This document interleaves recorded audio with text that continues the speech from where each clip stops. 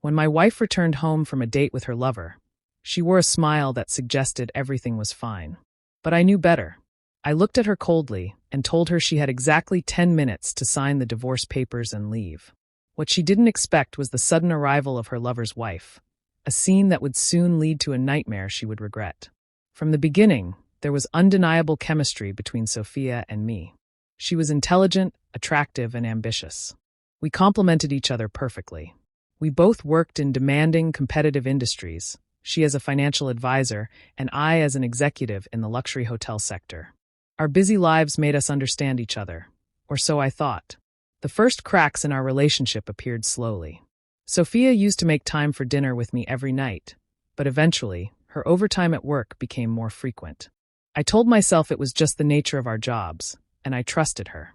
But one evening, while we were watching TV, her phone rang. She answered it quickly, smiling nervously before muting it and placing it face down on the table. I asked who it was, and she claimed it was just a client, someone who had been a little needy lately.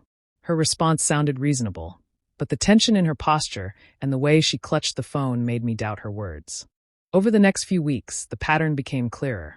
Sophia's late-night calls and texts increased, and she used work emergencies as excuses to avoid spending time with me. She became more distant, and her warmth faded into indifference.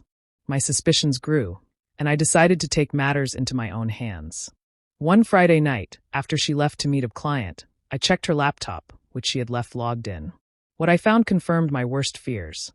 Dozens of flirtatious emails between Sophia and a man named Adrian. They were planning secret meetings at fancy restaurants and boutique hotels. To make matters worse, I recognized Adrian from a work function. The stolen glances and the overenthusiastic laughter they shared made sense now, but I wasn't ready to confront her just yet. I hired a private investigator to follow Sophia and document her movements. The evidence was undeniable. Sophia was having an affair with Adrian. Worse still, the investigator uncovered that Adrian's wife, Emily, had no idea about the affair. I couldn't believe Adrian's audacity, but I wasn't going to let this slide. I anonymously contacted Emily and sent her a package containing all the evidence I had gathered, along with a note saying, "You have a right to know the truth. Call me in a few days if you want to talk." A few days later, my phone rang. It was Emily, devastated but determined. "I want to confront him face to face," she said, her voice shaky but firm. I suggested we do it together, to show them that there would be consequences. Emily smiled for the first time in days. She liked the idea. For the next few weeks, we carefully planned the perfect confrontation. On the night Sophia told me she was working late again, I knew exactly where she would be, a high-end restaurant downtown. Emily and I arrived early, sitting in a corner where we could watch everything unfold without being seen. When Sophia and Adrian arrived, hand in hand, smiling like nothing was wrong, my blood boiled. But I kept calm. This had to be perfect. As they sat down, Emily and I moved in.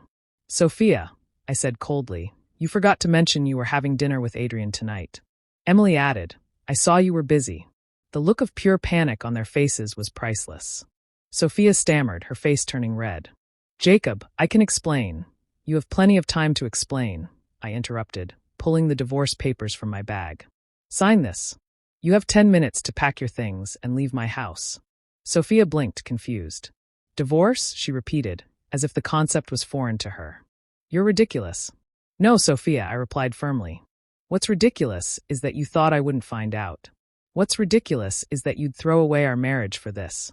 Adrian tried to stand up, but Emily grabbed his arm and pushed him back into his seat. "You're not going anywhere, Adrian," she said, her voice icy.